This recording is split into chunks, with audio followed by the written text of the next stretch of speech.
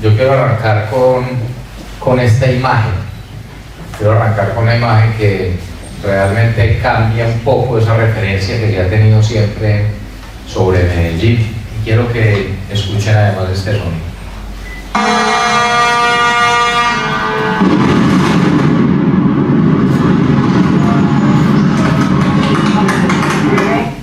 Esto fue en diciembre del 2019, cuando nosotros terminábamos nuestro periodo de alcaldía de Medellín de 4 años.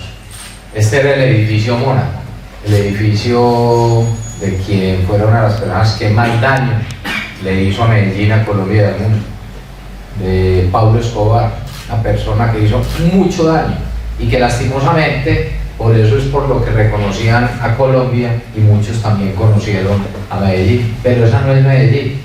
Esa era una persona que le hizo mucho daño a la ciudad. Y esa imagen que ustedes ven ahí, ese sonido, si eso hubiera sido 2, 3 décadas atrás, ese sonido hubiera sido un sonido de miedo, de terror, como estamos acostumbrados a las bombas, como estábamos acostumbrados a los atentados. Y es lo que veíamos día a día. Y yo por eso quería comenzar primero por esa imagen y voy a explicar lo que esto significa. Y por eso, antes de uno entrar, Mauricio, a explicarle a la gente cómo está la Medellín de hoy, hay que entender sobre todo cómo llegamos a vivir nosotros, cómo vivimos en Medellín, a lo que nos llegamos a acostumbrar como sociedad. Y yo por eso hablo de estas historias, para no olvidar sobre todo siempre en honor a las víctimas. Estas eran las imágenes que a nosotros nos llevaban día a día. Carros bombas, por ejemplo, esto fue un carro bomba que explotó a las afueras y a la salida de una corrida de toros en la Plaza La Macarena de Medellín, donde la gente, inclusive en llamas, allá al lado del río, se tiraba al río para apagar las llamas y donde murieron muchas personas. Y esa era la guerra que vivíamos nosotros en Colombia, especialmente en la década de los 80 y de los 90. Esas eran las imágenes a las que nos acostumbrábamos. Este era el carro destrozado de un gobernador de Antioquia, asesinado por el narcotráfico, Antonio Roldán Betancourt. Estas eran las imágenes a las que le estábamos nosotros acostumbrados. Un papá y un hijo abrazados afuera de un local comercial, seguramente después de un carro bomba y después de haberlo perdido todo materialmente, pero seguro también perdiendo seres queridos. Difícil encontrar una familia en Medellín que no haya tenido un familiar o secuestrado o asesinado o que haya sido víctima básicamente de la mafia. Y eso es a lo que nos acostumbramos a vivir.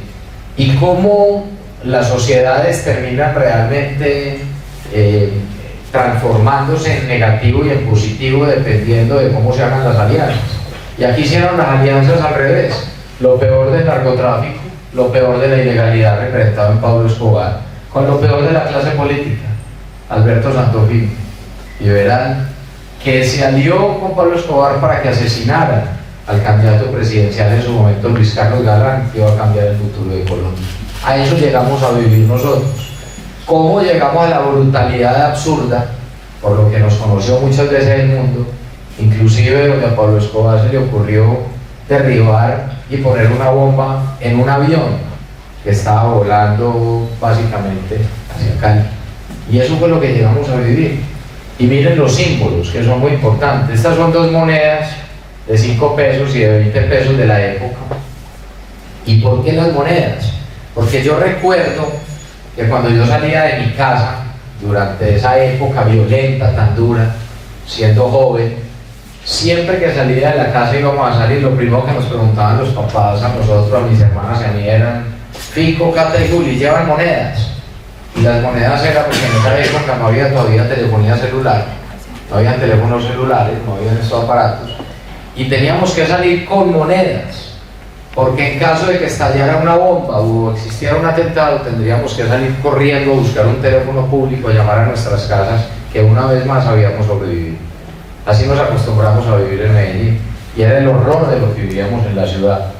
Y los símbolos son muy importantes. Y hablando un poco del enfoque, del turismo, de las marcas de ciudades, estas obras son obras, quizás uno de los artistas vivos más importantes hoy en el mundo, del maestro Fernando Botero, que además es colombiano, es antioqueño. Resulta que estas obras no estaban juntas. primero estaba esta, la paloma del maestro Fernando Botero. Él le dona a la ciudad una gran cantidad de obras para el Museo de Antioquia, que además les recomiendo que cuando vayan a Medellín lo visiten. Lo dice el mismo maestro Fernando Botero, es el sitio público en el mundo, el lugar en espacio público donde más obras hay concentradas en espacio público. Están las obras del maestro Fernando Botero en espacio público al lado del Museo de Antioquia. Y esta la donó también, que es una paloma, la paloma del maestro Fernando Botero, y está en un parque de la ciudad que se llama el Parque San Antonio. Pero en una tarde de esas violentas de Medellín a las que estábamos tan acostumbrados, o tan mal acostumbrados, un día le pusieron un artefacto explosivo a la paloma, y justo cuando la plaza estaba llena, el espacio público, explotó el artefacto explosivo, explotó la paloma, y muchas personas murieron, otras quedaron con discapacidades muy profundas, y fue un día de esos tristes como los que estábamos acostumbrados a Medellín. Pero ¿qué hizo el maestro Fernando Botero? Lo primero que dijo es que no retiráramos la paloma y que él iba a donar una nueva paloma, pero con la condición de que siempre estuvieran juntas como un símbolo de resiliencia, la paloma herida y la paloma sana, como símbolo de resiliencia de lo que tenemos que ser como sociedad, cómo superamos los peores momentos y cómo superamos las peores adversidades. Este es uno de los mayores símbolos de resiliencia que existe en América Latina y en el mundo, como símbolo cultural, como símbolo de lo que llegamos a vivir y que vale la pena también siempre resaltar. Muchas veces la gente pasa por ahí por el parque, ve las dos palomas y no conoce la historia. Parte de lo importante del concepto de las ciudades es conocer la historia, entender por qué están ahí los símbolos y que la gente lo entienda. Pero yo explico mucho esto también, y es cómo Medellín logra un proceso de transformación. Llegamos a ser la ciudad más violenta del mundo, vivíamos entre bombas, vivíamos entre asesinatos.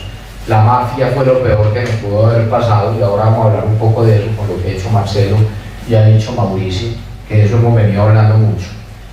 Y es que nosotros entendimos que a nosotros nadie nos iba a sacar adelante como sociedad, nos tocaba a nosotros mismos. ¿Y cuando empezamos a entender esto? Pues justamente a fuerza de obstáculos.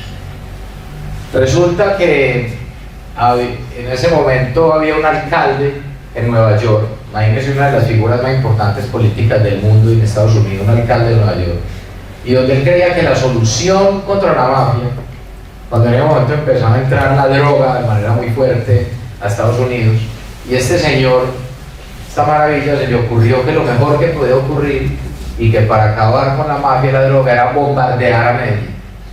Llegaron a proponer bombardear a Medellín. Imagínense ustedes hoy el problema en Argentina, por ejemplo, y una ciudad que tiene un problema tan grande como Rosario, que ahora podemos hablar un poco de eso también. Entonces alguien crea que la solución es bombardear a Rosario, cuando Rosario esté lleno de gente buena que es víctima de unos pocos malos. Y eso es lo que nos pasó a nosotros. Nosotros somos víctimas del narcotráfico, no somos los victimarios y nos querían bombardear. Esa fue la propuesta del alcalde de Nueva York. Empezamos a entender que nosotros mismos, como sociedad, teníamos que juntarnos y empezar a salir adelante. Y por eso insistimos que víctimas fuimos todos. Miren, entre 1983 y 1994, tan solo en 10 años, perdieron de manera violenta la vida en Medellín 46.612 personas. Casi un estadio de fútbol lleno. Imagínense lo que es eso. Las familias que cambiaron para siempre, comedores que jamás volvieron a estar llenos, camas vacías. Cambiamos como sociedad. ¿Por qué? Porque la violencia nos cambió. Llegamos a ser la ciudad más violenta del mundo. Llegamos a tener más de 381 homicidios por cada 100.000 habitantes. Las tasas en Argentina son cercanas al 4, al 3, al 2, dependiendo de las regiones y las ciudades. Nosotros llegamos a tener 381 homicidios por cada 100.000 habitantes. Una barbaridad. No dábamos abasto contando las muertes. Y eso que eran las muertes registradas. Imagínense el subregistro tan inmenso que pudo haber llegado también a existir. Eso es materia de otra investigación. Y a lo largo de muchos años, en 1993, dado de baja Pablo Escobar, el mundo tenía la atención sobre lo que pasaba en Colombia, lo que pasaba con el peor criminal y el peor narcotraficante y más sanguinario del mundo. Hay muchos procesos también, aparte de lo que tuvo que ver con Pablo Escobar, el tema de las milicias, el tema de las autodefensas, toda una historia de guerra marcada a través de la ilegalidad de nuestra ciudad, donde el daño se hizo en esta época duro, que ahora lo explico un poco, y era cómo se crearon zonas marginales, cómo no llegaba el Estado, y donde no hay Estado de ilegalidad. ¿Y quiénes llegaron a esas zonas donde no llegaba el Estado? La mafia, la ilegalidad, reemplazaban al Estado y terminaron controlando gran parte de los territorios. Pero ¿cómo pasar de ser la ciudad más violenta del mundo, la ciudad reconocida por la ciudad de Pablo Escobar, a ser hoy una de las ciudades inclusive que está por fuera de la lista de las 50 ciudades más violentas del mundo desde hace más de 10 años, y de convertirse en un modelo de innovación social que ha sido hoy ya premiado en el mundo? ¿Cómo pasar de ser la más violenta en tan solo 20 años, 25, 30 años, a entender que podemos transformarnos como sociedad? Y nosotros, ¿por qué contamos este relato? Y lo hemos hablado con Mauricio, porque es que nosotros también tenemos un deber ético y moral como sociedad, y es que lo que nos pasó a nosotros lo tenemos que contar, porque nadie tiene por qué vivir lo que nosotros ya vivimos. Y por eso a uno le duele cuando vemos lo que pasa en Rosario, lo que pasa en otra ciudad, lo que pasa en México. ¿Por qué, si esta historia ha ocurrido, por qué dejamos que ocurra de nuevo en otras regiones y en otras partes, donde debería haber determinación de quienes gobiernan, donde debería haber determinación de las diferentes sociedades? Pero entonces sí se puede. Una ciudad y un Estado que no era viable, una ciudad donde todo el mundo lo que tenía era temor y miedo, y donde vemos que se convierte en una ciudad que fue premiada en el 2012 como la ciudad más innovadora del mundo en materia social, por su urbanismo, por sus sistemas de transporte, por su cultura, pero también como es premiada por el Lee Kuan Yew, que es el premio en Singapur, es como el premio Nobel de urbanismo, que lo recibimos en el 2016 a través de transformaciones urbanas. ¿Y qué pasó ahí? Nos juntamos como sociedad y lo que hicimos fue empezar a trabajar en equipo. Pero entonces, por eso yo pongo ese paralelo de lo que pasaba en los 80 y en los 90 y ese hito que marcamos, que era muy importante para la sociedad, en el sentido de cómo cambiar esos símbolos, de cómo cambiar símbolos. Entonces, cuando uno mira el tema de vocación y el tema, por ejemplo, de turismo, una ciudad, ¿por qué es reconocida? Entonces éramos reconocidos por el narcotráfico. Cuando llego yo a la alcaldía en el 2016, ya había sido concejal 8 años en Medellín entre el 2004 y el 2011. Luego tuve la fortuna de trabajar acá unos 2, 3 años en la ciudad de Buenos Aires, también aquí en Argentina. Y yo llego a mi ciudad ya como alcalde y empiezo a ver entonces que el turismo era el narcoturismo. Y era que la gente llegaba a nuestra ciudad, era por ejemplo al edificio Mónaco de Pablo Escobar, a este edificio que antes estaba en pie, y que lo que hacían eran los tours entonces para ir a consumir droga al frente de la casa de Pablo Escobar, o ir a la tumba de Pablo Escobar allá a consumir droga, o ir a la casa de Losito, el hermano a quien también le cerré la casa siendo alcalde, que la utilizaba como turismo para hablar de narcotráfico.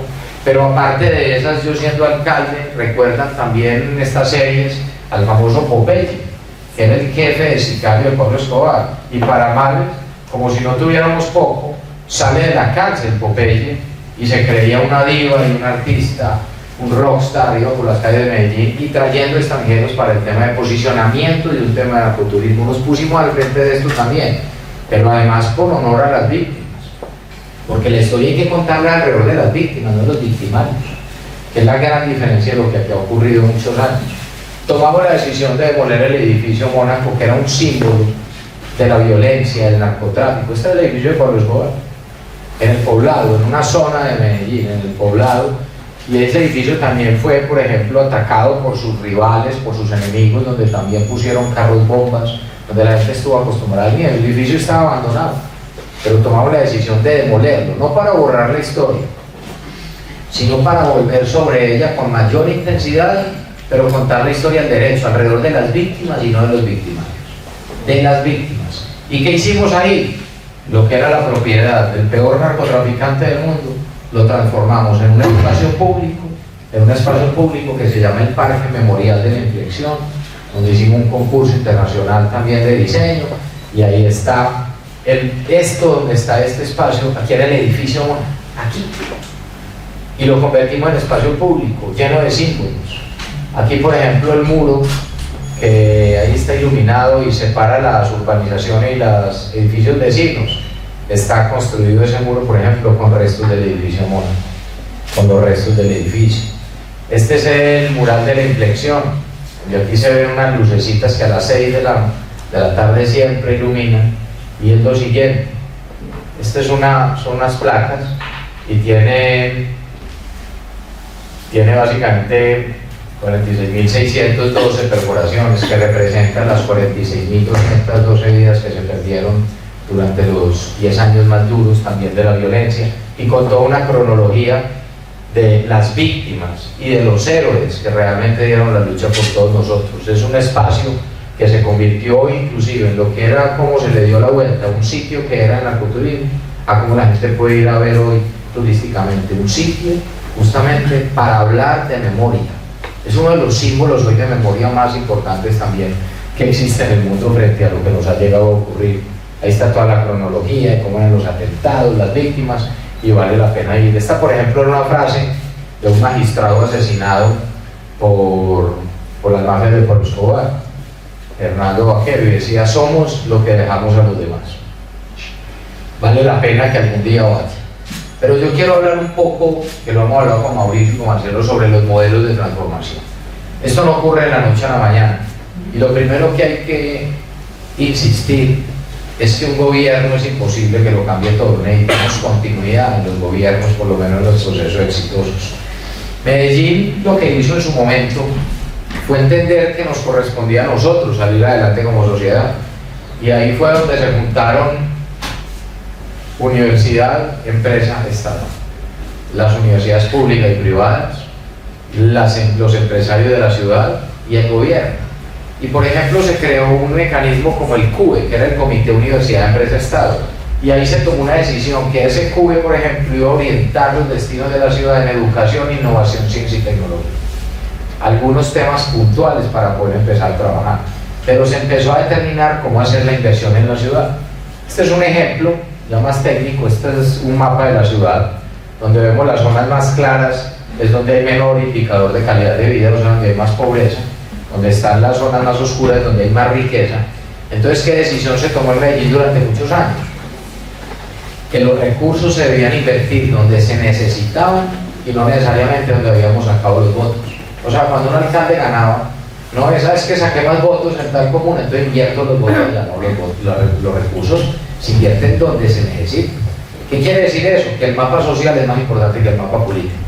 Y de forma consistente durante muchos años, antes inclusive de mi gobierno, varios gobiernos, 3 gobiernos, con esa dinámica, y cuando llegamos nosotros en 2016 lo que hicimos fue continuar con esa estrategia de ciudad. Eso de que borrón y cuenta no es sirve. Las ciudades no empiezan cada 4 años. La ciudad lo que tiene que hacer es que lo que funciona hay que continuarlo, y lo que no funciona se cambia, sin hacer mucha bulla y sin peleas políticas. Y aquí lo que hicimos fue empezar a invertir cada vez más en los territorios donde más pobreza había, que era donde más violencia existía, y ahí llegábamos con todo el urbanismo social, con la educación, con el deporte, con la cultura, y veíamos cómo la inversión localizada empezaba a dar efectos, y cómo en 9 años o más de inversión veíamos cómo el indicador de calidad de vida regularmente iba creciendo y íbamos mejorando la calidad de vida de la gente. Esto es probado académicamente, y es importante porque aquí lo que hay es una estrategia de ciudad. Pero yo creo que es importante hablar también de otros temas y cosas que se llegaron a hacer y que son fundamentales. Hoy vemos un problema inmenso a través de la cultura de la ilegalidad. Ese es el peor daño que le hacen a nuestra sociedad las mafias. Miren, lo peor que hizo la mafia en nuestra sociedad, en Medellín, que es lo que le está pasando hoy no solo a Argentina, sino que le pasa a todos estos países de América Latina, es como la mafia tergiversa todos los valores. La discreción la convirtió en opulencia, el trabajo duro, honrado y honesto lo convirtió en dinero fácil. Pero lo peor que hizo la mafia en nuestra sociedad fue que le quitó el valor a la vida y en su lugar le puso un precio a cada vida. Eso es lo que terminó pasando. ¿Y qué terminamos viendo? Toda una cultura de ilegalidad. Toda una cultura de ilegalidad, donde lo anormal se convierte en normal, donde los valores se pierden, donde los principios se pierden y donde todo vale. Y eso es con lo que hay que combatir, pero no es solo combatir desde el punto de vista de la fuerza pública. Yo soy de los que sostengo que los estados tienen que ser fuertes y tienen que defender a los ciudadanos, que la seguridad no es de izquierda ni de derecha, que la seguridad es un derecho y hay que garantizarlo, pero al mismo tiempo hay que dar oportunidades sociales con la misma intensidad. Y yo les voy a poner 2 o 3 ejemplos de lo que nos terminó pasando a nosotros. Ustedes han visto esas series del narcotráfico que transmiten acá, El Capo, El Patrón del Mal, todas las cosas, por las cuales hay unos canales en Colombia que vuelven y replican todas esas series, y eso vuelve y genera inmediatamente toda una cultura de la ilegalidad, porque mucha gente que no le tocó vivir esta época del narcotráfico, quienes hoy son jóvenes, ven como referentes a esos victimarios y no a las víctimas, porque son historias mal contadas, porque esas historias del narcotráfico deberían ser contadas, claro que sí, pero a través de las víctimas, no de los victimarios. Pero aquí terminan siendo los héroes, los sicarios, y no los jueces asesinados. Terminan siendo los héroes los narcotraficantes, que porque llevan ayudas sociales, porque es dentro de su estrategia y los muestran como los Robin Hood, y no terminan siendo entonces los grandes héroes, los empresarios que son extorsionados o asesinados por la mafia o secuestrados. Las historias están mal contadas. Hay que contar las historias, pero desde el lado de las víctimas. ¿Y qué nos pasó durante tantas generaciones? Aparte de que se generó una gran cultura de ilegalidad, empezamos a ver cómo para muchos jóvenes que no les tocó la época de la violencia en Medellín, viendo esas series, entonces creían que su forma de progresar era siendo como Pablo Escobar, como Popeye y como esta gente. Eso es gravísimo. Y empezamos a hacer unos programas, por ejemplo como este. Yo no sé si a ustedes les suena esta palabra, parcero. Parcero es un símbolo muy, uno se saluda por ejemplo en Colombia, y yo parcero, en Medellín, yo parcero, y se ve mucho en las comunas y en las zonas más populares también de Medellín, pero en todas partes. ¿Por qué creamos este programa? Porque teníamos un propósito claro y era oportunidades de vidas para jóvenes, y la pretensión era muy sencilla, era sacar de las bandas criminales a jóvenes que ya habían entrado y evitar que muchos jóvenes nuevos entraran. Pongo ejemplos. Cuando yo llegué a la alcaldía, Mauricio, que uno lo hemos hablado, y yo llegué en el 2016, entonces yo entiendo que a la ciudad hay que cambiarla, porque la ciudad se cambia desde lo cultural y desde las oportunidades. Claro, tenemos que tener una policía fuerte, que proteja al ciudadano, tenemos que tener justicia, tenemos que tener todo eso. Necesitamos que nuestros jóvenes, que cuando ustedes ven el problema en todas las zonas, y no es la excepción San Martín, vas a ver que el público siempre, o el rango de edad que está involucrado básicamente en temas de violencia, son jóvenes entre los 14 y los 26 años. Entonces por eso este nicho poblacional hay que atenderlo muy bien, porque ahí es donde tenemos que disminuir los factores de violencia. Y con estos jóvenes, lo que hacíamos era, yo sabía quiénes eran, por ejemplo, los integrantes de las bandas criminales en la ciudad, me recorría la ciudad, yo llegaba a un barrio y yo veía que estaban en la esquina, y yo digo, estos son de la banda. Yo llegaba como alcalde y les decía, bueno muchachos, ¿por qué están acá y no están estudiando? Y ellos ya ya habían desertado el sistema escolar, ya hacen parte de la banda, ya son los que extorsionan, ya son los que asesinan, ya son los que negocian con microtráfico. Y cuando llegamos a la alcaldía yo les dije, bueno, yo vengo aquí a decirle a usted, y le decía, usted, por ejemplo, le dicen alias tal, su nombre es tal, usted es alias otro, el otro, pero yo vengo a ofrecerle que le vamos a apoyar para que termine su bachillerato. Usted salió en noveno, usted en séptimo, vamos a ayudarle a validar, luego le vengo a ofrecer una beca educativa, sea una carrera profesional o una técnica o un proyecto para un emprendimiento. Pero eso sí, tiene un mes para tomar la decisión de salirse de la banda. En un mes ya no vengo ni con la beca, ni con la ayuda social, sino que vengo con la policía y vengo con la fiscalía. Hay que mezclar las dos estrategias. Tiene que haber oferta social, pero también que hay un Estado fuerte que va a proteger a la ciudadanía. ¿Y qué empezamos a hacer? A buscar la forma de que estos jóvenes no entraran en las estructuras criminales y muchos se salieran. Ese tipo de oferta es muy importante para que ellos puedan avanzar. Uno cree que todo el que entra a una organización criminal o a una banda entra porque tiene entonces la aspiración de pertenecer a una estructura criminal. Muchas veces hay situaciones de muchos jóvenes que por alguna razón económica o social en su casa toma la decisión de irse porque entonces no tiene cómo pagar los servicios públicos, o porque su mamá está enferma y no tiene para la droga, o porque despidieron a su papá del trabajo. Entonces, por ejemplo, identificábamos casos como esos, con gestores sociales en los barrios, y teníamos referenciados jóvenes que ya estaban en bandas, pero jóvenes que estaban a punto de salirse del sistema educativo para irse para una estructura criminal, y nos hacían las alertas, la misma comunidad, o la gente, o la familia. Casos como estos, un joven que se iba a entrar a una banda porque el papá se quedó sin trabajo, tenía a la mamá enferma, y él dijo, pues entonces yo me voy para allá para conseguir la droga de la familia. La droga es la medicina, no la droga la otra. Y en ese momento diseñábamos algo que llamábamos, por ejemplo, Código Azul, donde yo no solo lo hacía como alcalde o con el gobierno, sino que nos apoyábamos en los empresarios, en los aliados, para ver cómo le conseguíamos trabajo a ese papá, para evitar que el joven se fuera, para que tuviera la economía y el joven pudiera seguir estudiando y ver cómo le conseguíamos, ¿no?, la droga, la medicina a la mamá, por ejemplo, que está enferma. Caso a caso. Esto no son, uno no puede diseñar una política general. Cada caso y cada ser humano tiene un problema diferente.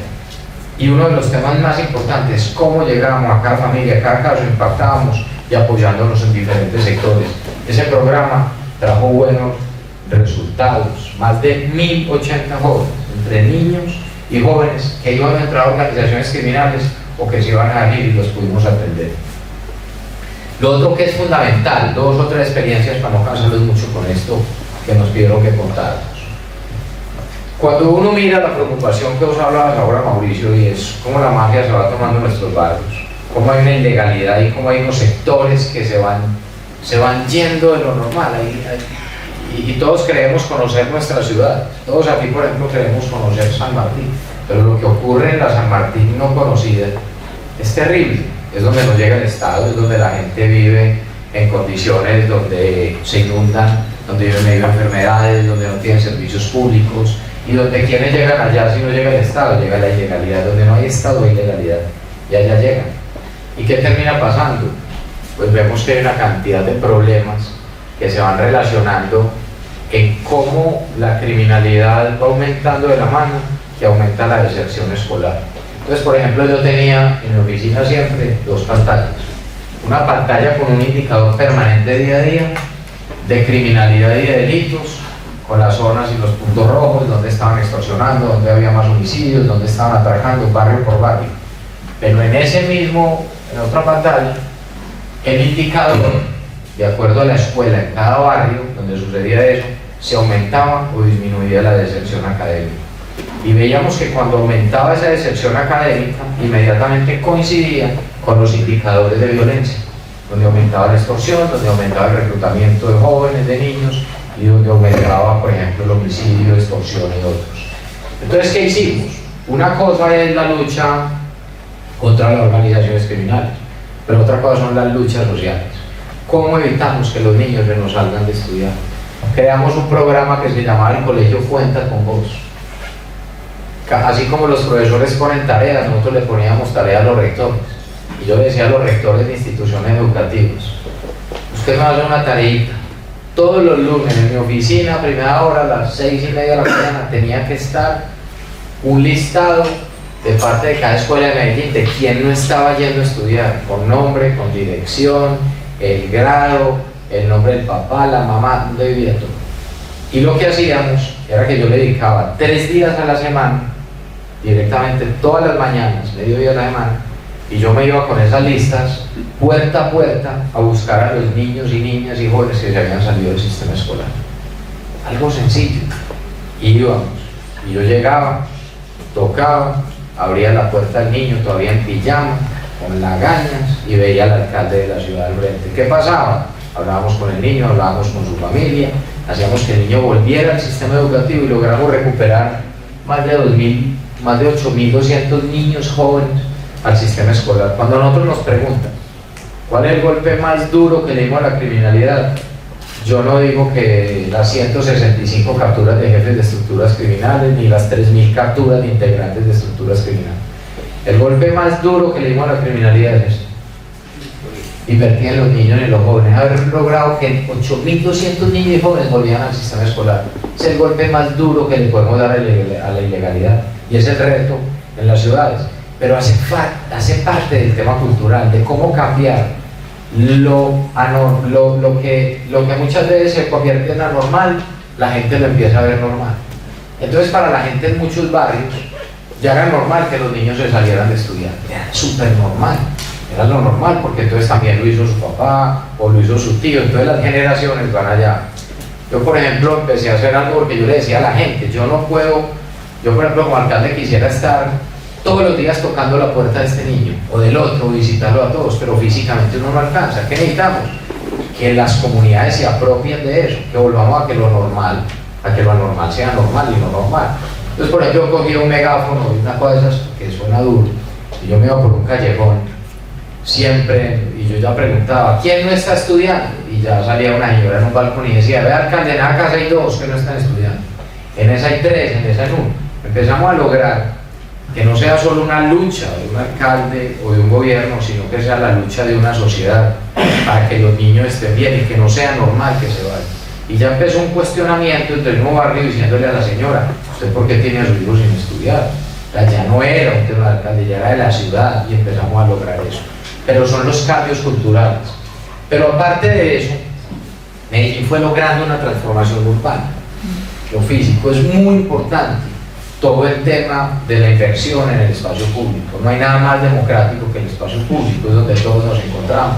Entonces la recuperación a través de los parques, de las bibliotecas, de los escenarios deportivos, de los sistemas integrados de transporte, y fue una transformación en menos de 3 décadas, que todavía continúa.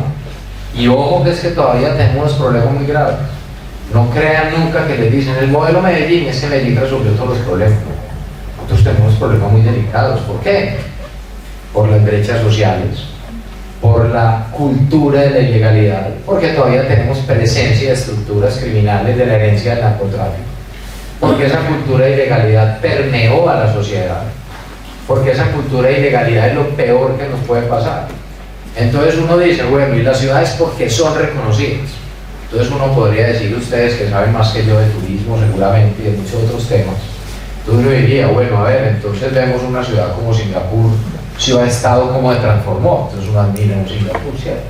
O uno mira y dice, ve, ¿qué pasó en Curitiba? ¿Cómo se transformó urbanísticamente y se convirtió en un referente turístico? ¿O qué le pasó a Nueva York después de la teoría de Giuliani de las ventanas rotas y cómo fueron recuperando esa gran manzana y el gran Manhattan? ¿O qué le pasó a Japón? ¿O qué fue pasando en términos turísticos y cuáles son los referentes? Claro, los símbolos físicos son muy importantes, pero en mi concepto son más importantes los símbolos en términos culturales, la cultura ciudadana. Una cosa son los símbolos. Usted puede tener un símbolo, un parque muy bonito, pero si la gente no lo cuida, usted lo entrega. O si no hay cultura ciudadana, y ese era el símbolo del barrio, o un gran monumento, y la gente lo destruye, pues esos símbolos simplemente se pierden o se deterioran. Los símbolos más importantes de una sociedad y lo que termina constituyendo el sello de una sociedad es la cultura ciudadana, y se hace a través de muchas acciones. Todo lo físico se cambia. Un ejemplo, por ejemplo, de temas físicos, y que además va relacionado con todo el relato de oportunidades y todo. Esta era una cárcel de mujeres. Esta era la cárcel de mujeres en Medellín, en el Buen Pastor. ¿Y en qué convertimos esa cárcel, donde era un sitio de desesperanza, de miedo? Pues lo que hicimos fue construir una gran ciudadela universitaria para los jóvenes de menos escasos recursos. Ese es un símbolo, ¿cierto? Son símbolos, pero tienen que ir acompañados de símbolos de cultura ciudadana. Una cosa es la transformación física que se logra. Tú tienes un buen presupuesto, contratas unos buenos arquitectos, haces unos concursos de diseño, un buen constructor, sin que se roben la plata, que se administren bien los recursos, y construyes edificios, construyes parques. Pero ¿qué hacer con la cultura ciudadana? Que siempre ha sido nuestra discusión. Un ejemplo, uno de los grandes hoy referentes en cultura, por ejemplo, en términos culturales también de lo que ha pasado en zonas que eran las más peligrosas. Yo no sé si alguno de los que están acá son de Colombia o son de Medellín, o alguno ha ido a Medellín. De más que sí, pero cuando vayan a Medellín, yo por ejemplo les recomiendo que vayan a un sitio como este. Esto es una comuna de Medellín, la comuna 13. donde hasta hace 15 años era imposible ir allá, hasta hace 10 años, y todavía hay problemas. Pero miren lo que fue pasando allá con intervenciones físicas y sociales. Esto que tiene este techito son una escalera eléctrica. Resulta que nosotros estamos rodeados por montaña. Tenemos un valle donde va un río que nos cruza, pero estamos rodeados de montaña. Por eso nos dicen los montañeros. Pero entonces esas montañas, alrededor de las montañas fue donde fue llegando la gente desde la década de los 70 y los 80, desplazándose del campo a las ciudades, y fue llegando a Medellín y fueron llegando a zonas de ladera donde no había servicios públicos, donde hay zonas de alto riesgo, y se fue concentrando la gente uno encima de otro con zonas de alto riesgo, donde no hubo estado, donde no había servicios públicos y todo, y después llegar ya era muy difícil, y esas eran las zonas que controlaba la mafia, no entraba ni la policía, no entraba ni la fuerza pública. ¿Y qué fue pasando cuando empieza esta intervención desde el 2004? Porque yo lo primero que le aclaro es, yo estoy aquí más que como exalcalde, como ciudadano, y yo cuento un relato, y mal haría yo decir, no, es que todo esto pasó en nuestro gobierno en 4 años, eso es imposible que pase en un gobierno. Nosotros todo lo que logramos hacer en gran medida fue por muchas de las cosas que venían de atrás, y porque la sociedad se empezó a unir. Un gobierno no lo cambia todo, necesitamos que hayan modelos de ciudad. Las ciudades que son exitosas es cuando crean un modelo, no cuando hay esos liderazgos mesiánicos que creen que solo esta persona transforma la ciudad. Eso es imposible. Yo siempre he reconocido, siendo inclusive contrarios políticos, a quienes nosotros les ganamos y llegamos a gobernar, siempre he reconocido que de ahí para atrás se han hecho cosas maravillosas en la ciudad, y que todo lo bueno lo continuamos, y que lo que yo consideraba que no servía lo cambiamos, pero ya. Y esto empezó a pasar hace mucho tiempo, y cada alcaldía hizo lo que le correspondía. Entonces llegó una alcaldía, yo era concejal en esa época, y aprobamos los recursos. Entonces zonas donde era muy empinada de ladera y que a la gente le tocaba muy difícil llegar, especialmente las personas de mayor edad, entonces empezamos con un modelo social y urbanismo social. Escalera eléctrica, ¿dónde había una escalera eléctrica? En centros comerciales, llevamos la escalera eléctrica a una de las zonas más violentas de la ciudad, que era la Comuna 3, y empezamos a transformar el sitio. ¿Pero qué llegó después de la escalera eléctrica? Un tema de cultura, de cómo cuidar, por ejemplo, esto, la imagen de la zona cuidando. La gente decía, ¿cómo van a poner una escalera eléctrica donde la gente, la institución política que decía, ¿cómo le ocurre que van a aprobar esos recursos, van a poner una escalera eléctrica en una zona pobre para que las dañen? La gente dice, una zona donde viven los pobres, de manera despectiva, y es todo lo contrario, es que hay que darle lo mejor a los más pobres. Lo mejor a los más pobres, el espacio público, lo mejor, los colegios, lo mejor, los centros educativos, lo mejor, en los centros culturales, lo mejor. Para eso el presupuesto público. Recuerden cuando les mostraba el mapa, ¿a dónde venían los recursos? A donde más se necesitaban. Ahí empezamos a invertirlo durante muchos años. Y esas escaleras después fueron llevando un tema ya, era que iba pasando allá, una zona llena de jóvenes, donde había talento. Entonces, ¿cuál es una de las zonas más visitadas hoy en América Latina? Es impresionante esta zona, la Comuna 3. ¿Por qué? Porque no solo la escalera eléctrica, sino que están los artistas, el grafiti. Además que no se le olvide que alrededor de Medellín y todo esto lo que ha venido pasando, que hoy es un sello también, cuando uno mira de las 10 reproducciones más importantes hoy en YouTube o en Spotify, en todas estas plataformas en tema de género urbano, los artistas más importantes, mínimo 5, son de Medellín: J Balvin, Maluma, Karol G, Bless, Ryan Castro. Y eso empezó a transformar esta cultura también, donde hoy, por ejemplo, Medellín es un centro artístico en el sentido, por ejemplo, de un centro cultural. Las mejores producciones, los mejores productores musicales, los mejores productores de video, y esto empieza a generar también un sello en términos culturales. ¿Y qué pasa allá? Una zona donde solo había violencia es una zona hoy que la tomaron los jóvenes a través del arte, a través del graffiti, a través del grafitur, pero no el graffiti ese que ensucia, no, el graffiti del arte. Entonces uno, en vez de andar peleando con los grafiteros que... Tenemos una especialista en... Sí, ¿dónde están? ¿Quién es? Tanto como especialista. Ah, Y tanto como especialista, pero bueno, después charlamos. pero esto me cuenta. Pero este tema, por ejemplo, lo hicimos a través de mucho tiempo, cogiendo todos estos colectivos de artistas y empezando a mostrar, por ejemplo, donde había unos espacios en la ciudad donde realmente podían expresar su arte y donde podían empezar a expresar eso a través de la cultura y cómo a través del baile, a través de la música y todo esto se fue convirtiendo en un sitio increíble. Usted se imagina, uno va hoy allá y esto no cabe un turista todos los días, especialmente extranjeros, en una de las zonas que eran las más violentas, no de Colombia, del mundo, allá no podía ir nadie, y se fue transformando a través del arte y a través de la cultura. Eso es lo que vemos todos los días. Pero yo quiero cerrar la presentación, Mauricio, para que podamos tener un diálogo, y esto lo hemos hablado también vos y yo, y lo hemos hablado con Marcelo y el equipo, y esto es lo siguiente. Yo sí insisto mucho en que las transformaciones se pueden dar, claro, las transformaciones físicas son fundamentales, las tenemos que lograr. La gente necesita mejores espacios en sus viviendas, la gente necesita mejores espacios públicos, la gente necesita mejores sistemas de transporte, la gente necesita seguridad, la gente necesita iluminación, la gente necesita toda la inversión. Pero si no hay cultura ciudadana, será muy difícil que eso se mantenga. El sello de una sociedad es la cultura ciudadana. Y quisimos hacer un ejercicio que hemos venido asesorando en algunas partes también ya, que queremos que esto se conozca, no para que copie igual, es imposible que todo copie igual, sino para que la gente vea que sí es posible. Y les voy a poner algunos ejemplos.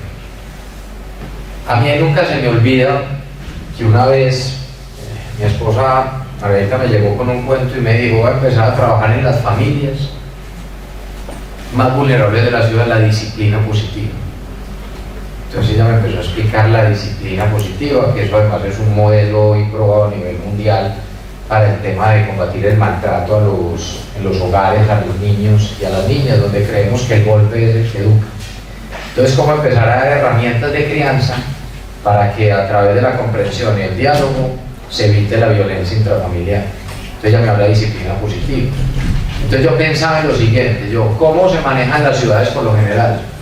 No con disciplina positiva ni poniendo como ejemplo a quien cumple la norma, no, siempre se pone como mal ejemplo al que no cumple la norma. Entonces por eso hay cámaras de fotomultas, ¿cierto? Estas de detección de velocidad o que se cae en por eso hay guardas de tránsito o policía que ponen comparendos. Entonces todo es restrictivo, todo es coercitivo, todo. Pero ¿dónde están resaltados los buenos comportamientos de la mayoría? Si siempre vamos por ahí y decimos: no, es que todo el mundo tira la basura a la calle. Es imposible, donde todo el mundo tirara la basura a la calle vivíamos en un basurero. No, es que todo el mundo de pasar lo de semáforo rojo. Es imposible, donde todo el mundo de pasar lo de semáforo rojo, pues ya estaríamos todos muertos. Que es que todo el mundo, nadie respeta la cebra. Es imposible, entonces ya todos los peatones estarían muertos. Entonces todo es malo y todo es el que no cumple la norma, el que viola la norma. No. ¿Y dónde están los que cumplen la norma, los que cumplimos la norma? Entonces empezamos a crear una estrategia de cultura ciudadana donde dijimos: vamos a apoyarnos en el que cumple la norma y vamos a empezar a mostrar no el que incumple habrá que castigarlo de alguna forma, pero vamos a mostrar es el que cumple. Y empezamos a generar esta estrategia viendo hasta dónde llegamos y qué resultados. Entonces empezamos a llenar esto. De Medellín está lleno de ciudadanos como vos. Nosotros allá también utilizamos mucho el vos, así como ustedes. Además también somos tangueros. No sé si ustedes sabían que somos muy tangueros, tenemos mucho la cultura del tango. Yo no sé si saben que Gardel, claro, del pueblo allá. Yo sé que la nacionalidad de Gardel se la pelea en varios países. Lo cierto es que en Colombia sabemos que murió. Y allá en el aeropuerto de La Herrera hay un monumento y todo de Gardel. Hasta equipos de fútbol argentinos se pelean de quién era hincha Gardel. Hay como 3 equipos argentinos que dicen: Gardel era hincha, ahí está River, está el otro, luego 3. Anécdotas de Medellín, pero luego muy tanguero. Hay festival internacional también del tango. Entonces nosotros decíamos: Medellín está llena de ciudadanos como vos. Y empezamos a identificar con encuestas ciudadanas, encuestas de victimización, encuestas de percepción ciudadana, cómo se sentía la gente respecto al otro. cómo se sentía la gente en el espacio público. Entonces hicimos el primer ensayo y dijimos, háganme el favor y se van por toda la ciudad en los espacios públicos, en las zonas donde hay más pobreza, donde hay más riqueza, en todo el espacio público, y pregúntenle a la gente cómo se siente en ese espacio público. Y la mayoría de la gente decía sentirse inseguro y no confiar en el otro. Pero siempre por lo general hay una característica. Es que yo soy el que hago las cosas bien, pero el resto las hace mal. Es que yo, pues que mío la otra gente. Yo aquí, pero la otra gente la hace mal. Y empezamos a detectar eso. Entonces dijimos, bueno, ubiquemos los primeros sitios, 100 sitios, por decirlo así, donde la gente decida sentirse más insegura en ese espacio público, o que quien lo rodeaba se sentía inseguro. Y dijimos, vamos a poner algo que llaman las tiendas de la confianza. Un experimento social así de sencillo. Una casetica, así apoyada ahí, donde aquí había un espejo, decía tienda de la confianza. Aquí poníamos, me encanta, papitas, rosquitas, poníamos chocolatinas, chicles, y aquí se le decía a la gente en ese espejo, la gente se miraba y la gente llegaba. Esto estaba puesto en los sitios, lo pusimos en los primeros sitios donde la gente decía que no se sentía segura ahí, pero lo poníamos en una mitad de una plazoleta, o en la salida del metro, o en un parque, ahí solo, nadie lo cuidaba. Y solo estaba en esta instrucción. Entonces le decíamos, bienvenido a la tienda de la confianza, confiamos en vos, o sea, el ciudadano ya es responsable, ya confiamos en vos. Esta es la tienda de la confianza, funciona de la siguiente forma: tú tomas tu producto, tú mismo pagas y tú mismo te devuelves. Entonces aquí había plata, ahí había dinero, billetes y monedas. Y el valor del producto es tanto. Entonces fuimos a poner eso y la gente nos decía, no, pues eso se le van a robar hasta las tablas. Se le van a robar la plata que puso, se le van a robar el mercado que puso ahí, le van a robar la tienda de la confianza, se le van a robar hasta las patas de la tienda de la confianza, se las van a robar, nos decía. Y yo, pues vamos a ver qué pasa. Y pusimos esto y miren la evolución, lo que nos encontramos nosotros. Primera semana, 93% del cumplimiento en el pago. El pago de la campaña. Un resultado increíble. La primera semana, 93. Donde la gente decía sentirse más insegura y no confiar en el otro. Siguiente semana, si de ahí no bajó, 98% de cumplimiento. Y había tiendas de la confianza donde inclusive sobraba plata. Pero la gente se volvía más, o nunca se volvieron más de eso. Y esto empezó a crecer hasta que llegamos a tener 540 puntos de tienda de la confianza, donde universidades lo copiaban, donde entidades bancarias ponían su tienda de la confianza, y empezó a crecer esto, como un ejercicio de responsabilidad frente al otro, y de cultura ciudadana y de valores. Esto es simplemente valores. Y miren esto, pero miren este otro experimento. Yo compré en la tienda de confianza. Compraste en la tienda y te devolviste bien. Sobró plata, puso plata. Eso estuvo allá, a Guille también le tocó. Yo quiero que vean estos experimentos sociales. Ojalá puedan ver bien estos videos desde allá. No sé si ahí qué pasó. Se desconectó esto. Ahí está. Está muy bien. Es eso. Gracias.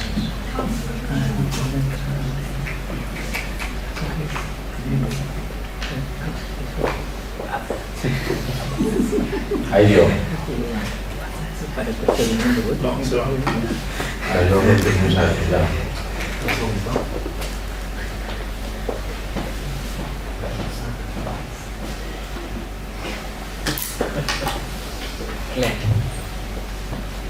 Yo les voy a mostrar unos videos. ¿Con esto estamos hablando, Pico, ya? Sí, ya estamos cerrando. Yo en más o menos 10 minutos o menos estoy cerrando. Inclusive si se puede apagar la luz un momentico para que lo puedan ver bien. Y vamos a ensayar bien el audio a ver si está ahí bien. Si me ayudas. Estas personas, nosotros teníamos, entonces por ejemplo empezamos con otro experimento social y fuimos evolucionando. Entonces hicimos la tienda de la confianza. Luego hicimos un experimento con el tema qué pasa cuando la gente ve que alguien tira una basura a la calle. Entonces teníamos 1 o 2 actores que simulaban malos comportamientos en el espacio público y cámaras por muchos lados y audio donde se grababa la reacción de la gente. Entonces yo quiero que miren, por ejemplo, estas reacciones de cómo fuimos generando esto, pero esto lo hacíamos viral para que la gente fuera consciente de que la mayoría de la gente actúa bien. Esta es un experimento social con un tema de basuras en un parque de la ciudad, donde llega un tipo y tira una basura. Y vamos a ver cómo reacciona la gente, jóvenes, adultos, niños, a ese comportamiento. Este es el actor, este. ¿Quién? Pues yo acabo de saber de eso. Pues te dije que estaba ahí cuando salí y no me hiciste caso. No, yo no sé. Voy para la casa. Y tiro la basura. Amigo, se le cayó. ¿Qué? Dame un segundo. Chivo. No. ¿Qué? Amigo, se le cayó esa bolsa de basura ahí. No, yo la puse, es que ahorita pasan para el por casa. Un señor de hace una camillita, una zona donde hay niños, donde hay adulto mayor. Pero es que eso no tiene nada sucio, eso es cosas De reciclables. todas maneras se la basura, porque si lo ven usted tirando, Se la voy a entregar a él para que él la bote donde debe ser, claro. Pero eso le sirve al recuperador. Ese va ahí que el recuperador, ellos vienen a buscar ahí. Vea, ¿sabe qué me extraña? La presentación suya tan bonita. Tiene cara de ser una normal de la calle. Eso que usted está haciendo es una cama. Ese es el comportamiento de una cama. Que le mete unas canetas, ya lo más que llega a escucharlo ahí. Sí, no, además ya se lo va a llevar un señor que por allí. Si es ropa o alguna cosa, pues usted a quien regalase. Pero nosotros no permitimos eso. sí, porque si no, que todo el mundo empieza a... El poder ciudadano no es un policía el que le está recriminando, no es un funcionario público, es la misma gente apropiándose de su ciudad, de su espacio, de su parque y cuidándolo. Y hacíamos virales estos videos. Miren este otro experimento social.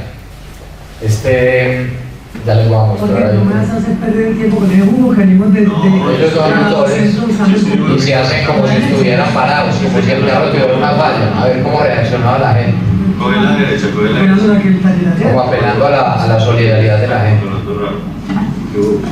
¿Qué pasó? Porque los ve uno como solos, como... No. Sí, no, pero miremos primero a ver si es batería. Sí, o sea, yo vi que el hombre estaba como un poco embalado ahí necesitando ayuda, entonces... Pues no estamos tan lejos, pero toca empujar. Ay, fíjate si es el cablecito de la otra vez, Le deja que le haga el closet, el mismo permiso. Oye, bueno, empujémoslo y lo probamos. Ay, gracias.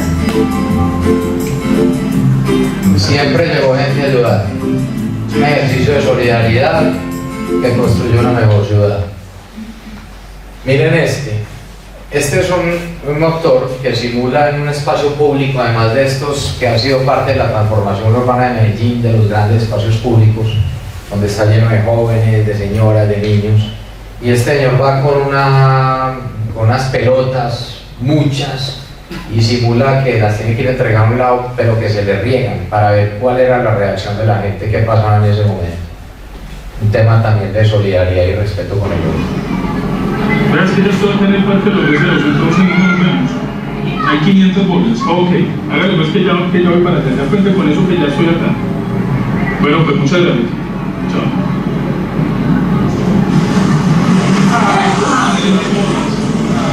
Ahí simula que se le riegan, a ver cómo era el comportamiento de la gente. Pero nos fuimos de una a la arena, no recuerdo ensuciarse, solo queríamos recogerlas. Muchos de nosotros que estamos acá y colaboramos ahí. Tenemos a intervenir y ayudarle a las personas como a solucionar el problema. Eso forma parte de lo que es el ciudadano. Así como lo estamos ayudando a él, en otras ocasiones pueden estar ayudando a nosotros.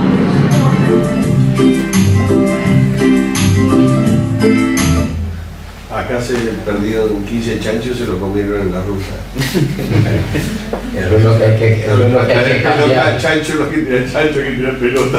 Eso es lo que hay que cambiar. Y vean este ejemplo. Por ejemplo, ustedes conocen este tema de las cámaras de fotomulta, aquí también hay en todas partes.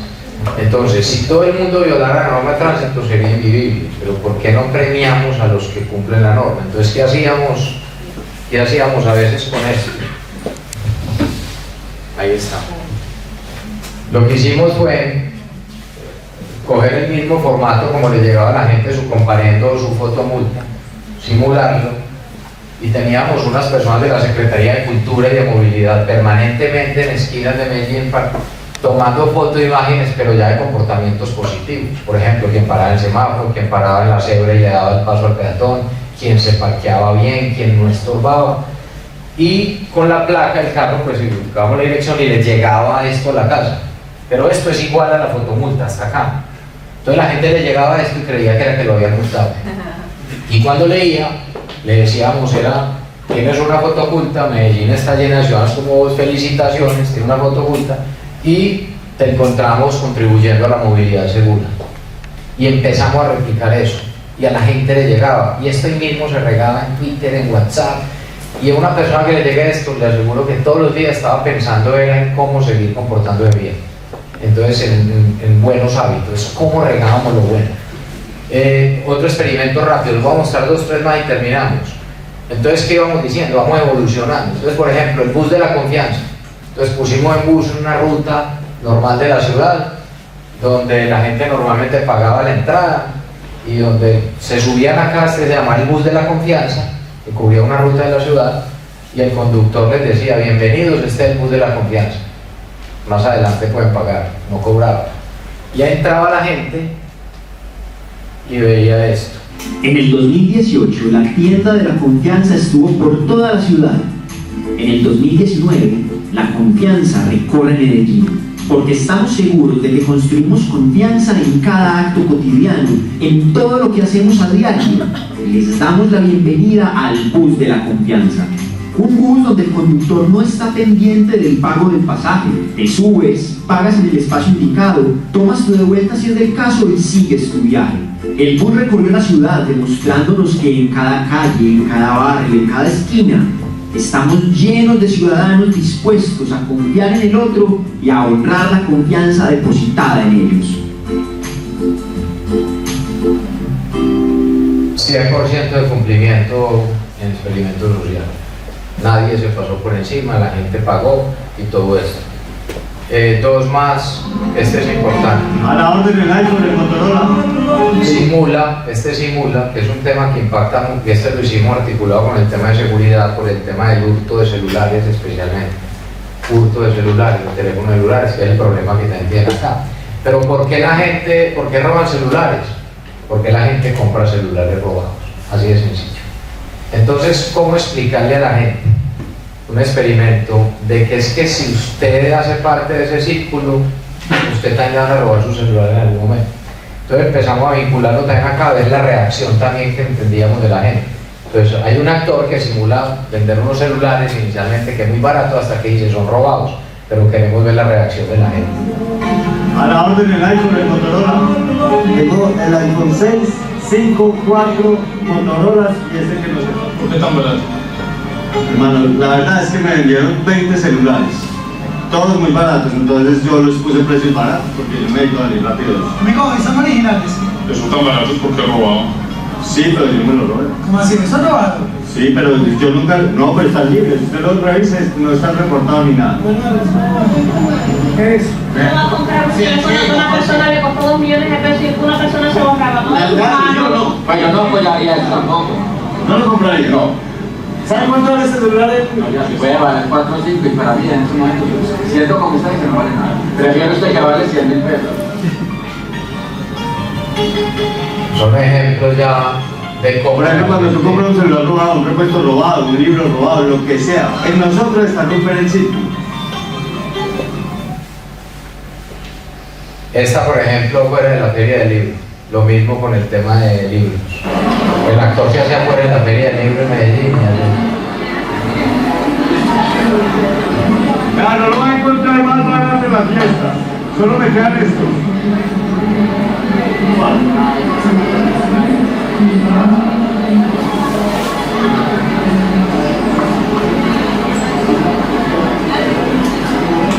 Si quieres comprarlo y te cercioras. Está barato. Porque son robados. Pero no, o sea, yo soy el que le digo que es robado. No me lo robé yo, pero sé que el que los adquirió se los robó y me los vendió baratos.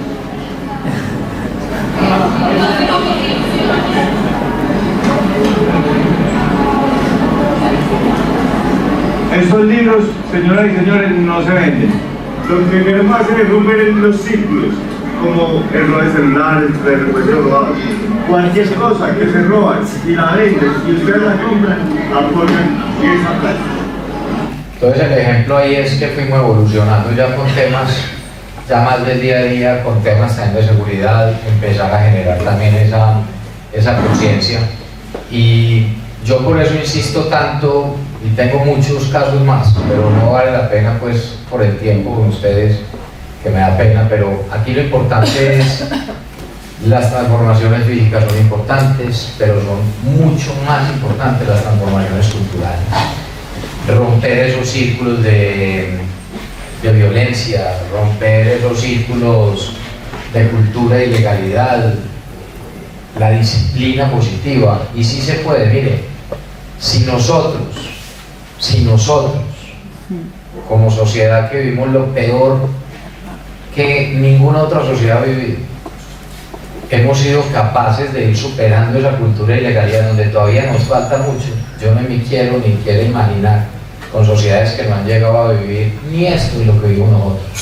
Entonces yo creo que siempre es un buen momento para arrancar, siempre es un buen momento para confiar en el otro, siempre es un buen momento para replicar las actividades positivas. Y definitivamente quienes hacen las ciudades y los países es la gente. Y eso es lo que yo creo que hay que dedicarse. Este es un modelo que no es un modelo perfecto, es un modelo con fallas, es un modelo con deficiencias, es un modelo con errores, pero es un modelo que a lo largo de muchos años se ha tratado de implementar para hacer mejor la ciudad. No se trata de decir que sirve en todas partes, ni que los problemas se acabaron, pero cuando uno ve los avances como ciudad y como sociedad, definitivamente muestra, de acuerdo a los indicadores, de que sí se puede y es válido.